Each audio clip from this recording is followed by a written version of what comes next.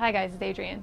It's hard to believe when you look at the amount of skin shown today during bikini season that at one point in time, swimsuits were actually created specifically for the purpose of covering up as much of the body as possible. On today's video, we're going to take you through the evolution of the swimsuit. In the early 1800s, railway travel was making it more possible for people to take relaxing trips to the coast. During this time, a revolution in women's swimwear was arising. In 1810, a woman's fashion magazine described the proper attire as a fashionable seaside walking dress. This dress was very similar to regular dresses in that it had long sleeves, a scarf, tassels, and gloves. In the 19th century, the two-piece bathing suit was becoming more common. This bathing suit was usually referred to as a bathing dress. This dress In the 19th century, the two-piece bathing suit was becoming more common. This bathing suit was referred to as a bathing dress. This dress consisted of a top which covered the female form from the shoulders to the knees and a pair of trousers which covered the legs. These dresses were made out of flannel and would usually weigh the swimmer down. Also during this time, bathing machines were introduced. These machines were designed as part of a bathing etiquette regime which was implemented to minimize the amount of exposure of women in bathing suits to the opposite sex.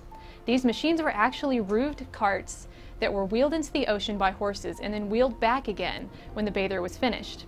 In Britain, these machines were widely used as men and women were usually segregated while swimming. In 1907, Annette Kellerman, an Australian synchronized swimmer, was arrested in the United States for indecent exposure due to the swimsuit she wore. This swimsuit revealed her arms, neck, and legs. She eventually changed the swimsuit to be one that covered her extremities. However, it was very tight and figure revealing. By 1910, bathing suits no longer covered the full female form. The yards of fabric used to camouflage the female figure was now being replaced with lighter fabrics which allowed more freedom of movement in the water, more exposure to the sun, and began to give women a more shapely appearance. These bathing suits began to recede up the thighs and arms, and collars which once covered the neck were now beginning to shrink to reveal a more modest glimpse of the neck and bust. Also during this time, it was becoming more apparent that women were swimming athletically, so the fabrics used in making swimsuits became more practical for swimming. Bikinis were first introduced after World War II. These bikinis were not much different from the bathing suits seen in the 1920s, other than the fact that there was a small gap underneath the breasts to reveal a glimpse of midriff. Because of the explosive effect that bikinis had on the viewer, they were named after Bikini Island, where nuclear weapons were tested. In the 1950s, the bikini still covered the navel. It wasn't until the 1960s that bikinis really began to shrink. During this era, bikinis eliminated so much fabric that barely the nipples and genitalia were covered. During the 1980s, the thong or tanga bikini became popular in Brazil and was inspired by native fashions in the Amazon.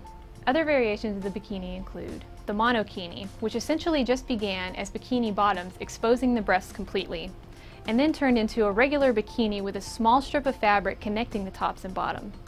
The tankini, which is basically a two-piece bikini where the top is fashioned after a tank top, and the bottoms are fashioned after regular bikini bottoms. Also there's the burkini, which was a Lebanese version of a swimsuit, which basically resembles a wetsuit with a built-in hood.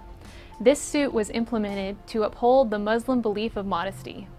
Join us in a future video where we'll take you to ancient Rome and discuss the age-old spectator sport of gladiators. So, how did the resurrection of Jesus get turned into bunnies laying eggs?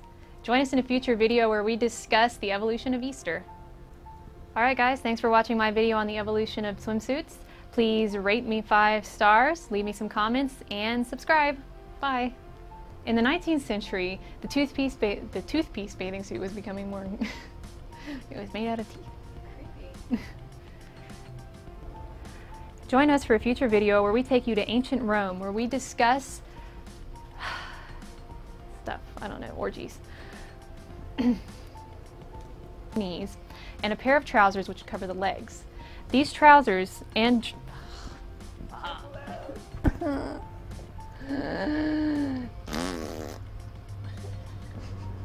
That's how I feel about bathing suits.